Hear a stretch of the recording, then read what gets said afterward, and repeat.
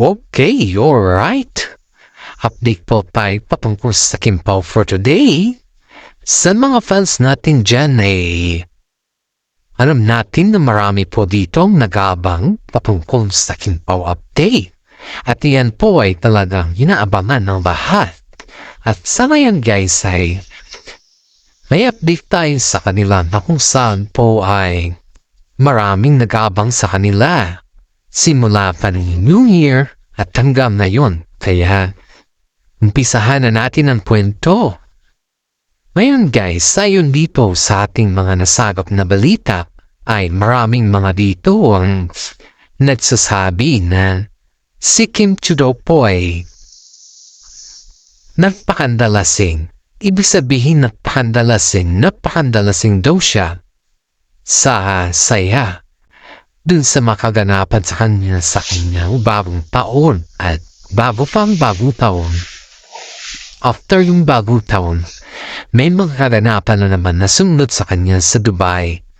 Kaya napakaandalasing po siya sa saya dahil sa mga Pilipino po na nag-aabang sa kanya ay maraming mga netizen ang nagsasabi na buti na lang hindi napakasal si Kim Chiu kay si Yan Lim dahil kapag siguro nagpakasal siya kay si Yan Lim mawawala sa kanya ang mga blessings.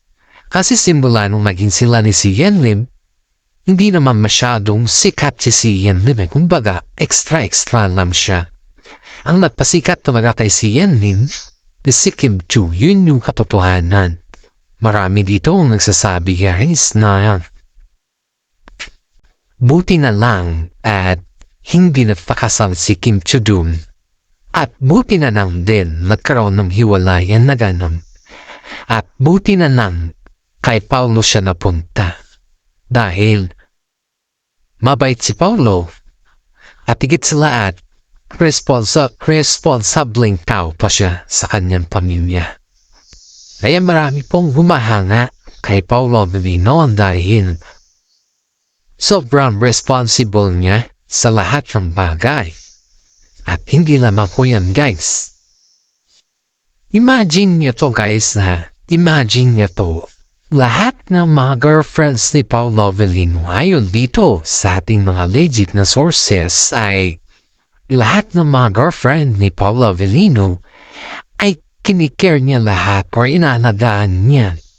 Just like what I have said na yung mga babaeng lumalapit kay Paulo Avellino ay lahat po yan inaalagaan ni Paulo Avellino. Kaya sobrang bait ni Paulo sa kanila. At wala kang makikitang napaka-negatibo ng comment kay Paulo. Yung mga fans lang na mga King C ang may mga negatibo. Pero yung mismo sa mga ex na is wala kang maririnig na negatibo sa kanya dahil alam niya kung saan siya lumugat sa lahat ng bagay. Kaya dito natin guys umpisahan po natin sa umpisa kung paano sila nag-start ni Paulo Avellino. Konting kaalaman ng progress sa mga hindi po nakakaalam dito. Update natin to. Sa mga hindi po nakakaalam dito. Ayon dito sa ating mga legit na sources, ay si Paulo Avellino ay ang alam na lahat nun yung maging katambal ni Kim Chiu ay si JM. Yan yung alam nila. Pero hindi pala nag-click yung tambal nila JM at saka si Paulo Avellino. Kasi nga dun sa linlang kasi. Observe niyo yung linlang. Observe niyo ano yung mangyayari din sa linlang. Diba halos parang si JM ito yung ang lakas ng chemistry doon, diba? Pero napunta kay Paulo Avellino yung chemistry. So, ibig sabihin nun guys is mas minadali or mas nagustuhan ng mga netizen ang lead lang. Mas nagustuhan ang mga netizen ang tambalan ng Paulo Avellino at saka si Kim Chiu. Kaya nga po maraming nagsasabi na si Paulo talaga ay malakas ang chemistry niya pagdating sa mga ganyan na gawain. Pati po ayon ito din sa ating mga legit sources.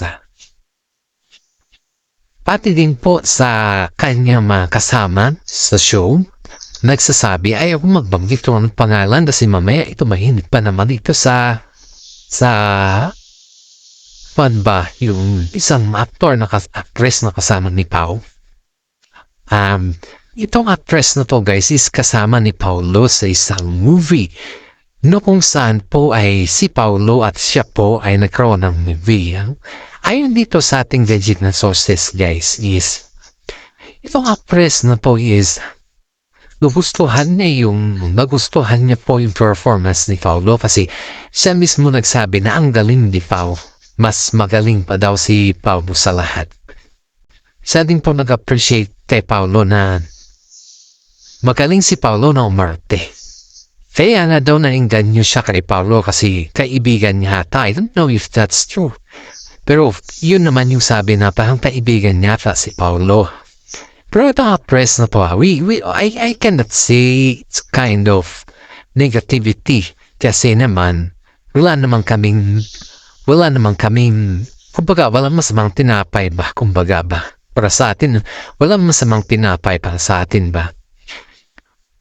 Ito kasi, itong actress na ito ay hindi naman natin pwedeng i-judge, pero base lamang sa mga nakalap natin na balita or base lamang sa mga napapansin natin guys.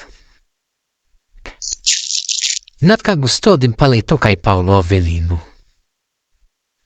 Based nito sa napansin natin na nakagusto pala ito kay Paolo Avellino. Pero yung kagustuhan niya palang yun ay hindi pumotok o hindi naging maganda dahil si Pao Panagat-5 is may karelasyon siya. Pero naging kapandil ni ito. Itong babae ito is naging kapandil ni Paolo Avellino sa isang movie na kung saan po ay do you want I will dictate the name of that movie kasi baka mamaya naman kasi guys, ikaw na naman yung mata-trending dito ba? Paminsan-minsan kasi, pag ikaw yung nagsasabi and then they just sabihin sa'yo na, ganito, ganyan, o ikaw yung masira at the end, at ikaw din yung maging kawawa. Parang gano'n, ayaw ko kasi na nagaganon yung kwan ko ba, yung feelings ko ba, hindi naman sa masyado tayong kwan, pero at the sense na kailangan din natin protektahan ang sarili natin dahil tayo po ay isang vlogger at tayo natin na may masira tayo na mga tao ba. Kaya ito ay limit lang yung pagsagot natin or pagsabi natin. Limit lang. Limit lang siya guys. Hindi yung kumbaga is magsabi tayo ng napaka-vocal kasi baka sabihin nila na naninira tayo ba. Pero bigay pa rin tayo ng privacy. Kaya I don't want to say the name of this actress na kung saan po ay ang love life nito ay kakaiba din. Kaya ito guys, ipatpungan natin ito. This is the start na na-appreciate ni actress itong si Paolo Avellino.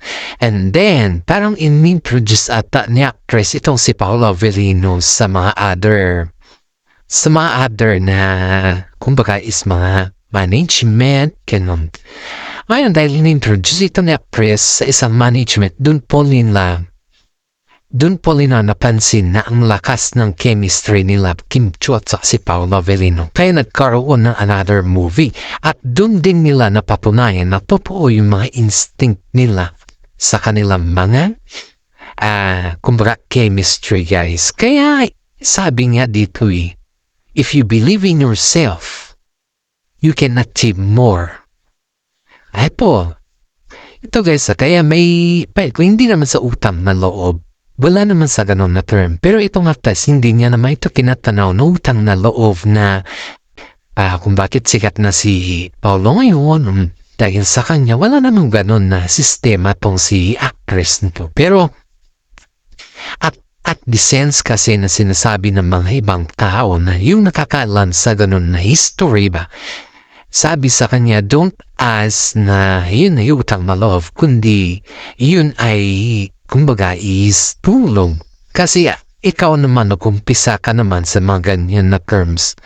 At ikaw naman dahil nag-umpisa ka sa ganyan, siyempre alam mo naman kung paano tumulong ng kapwa mo artista na gusto rin nilang makuha or gusto rin nilang magaya sa iyo sa inyong acting career at sa iyong blessings ba. Kaya tong actress na is parang kapag makita niya si Paula is may sinasabi pa rin siya na hindi naman negative, wala naman sa negative, pero ayun ba yung mga pasigwe salita lang kasi yun yung parang ayaw nila sa kanya, kaya di naman natin masisisi kung bakit ganun yung reaction mga iba sa kanya, di ba? Kaya tong actress na to ay medyo tagilid si Pao sa kanya, parang ayaw niya na gusto naman niya kaibiganin. Pero kuan kasi dito guys, parang magiging reason ba, parang yung pagkaibahan na ba is yung trato sa isa't isa, parang ganun. Kaya maraming mga netizen iso dito ang nasasabi na mabait pa rin si Paolo kasi hindi niya pinapatulan ng mga ganong na terms. Mabait pa rin siya kasi lahat ay kaya niya intindihin pagdating sa kanyang career. Which is tama naman. Pagdating sa kanyang career guys is talagang iniintindi ni Paolo yan. Dahil ayaw niyong bumagsak yung kanyang career at yan ay tama. Para sa akin ilang isang masugod na fan si Paolo is tama yan dahil lahat ng mga bagay kailangan mo din intindihin, hindi lamang yung alam mo na may mga time na hindi mo na kaya pero pinipilit mo pa rin at hindi mo na naiintindihan kung ano yung sitwasyon, di ba? Kaya dito natin makikita guys, sobrang pait pa rin ni Paolo para sa akin. Kaya dito na lang po yung ating updates. Maraming salamat at God bless po sa ating lahat.